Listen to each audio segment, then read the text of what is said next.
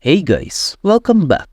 In today's video, I will be showing you how and why you should lock databases in Notion. So let's get started. Step 1. Log into your Notion account. Locate the database you want to lock. For example, if you want to lock a database named Board by Status, find it in your workspace. Once you've found the database, open it by clicking on it. In the upper right corner of the database window, you should see a three-dot menu button. Click on this button. From the pop-up menu that appears, select Lock Database. Confirm the action if prompted.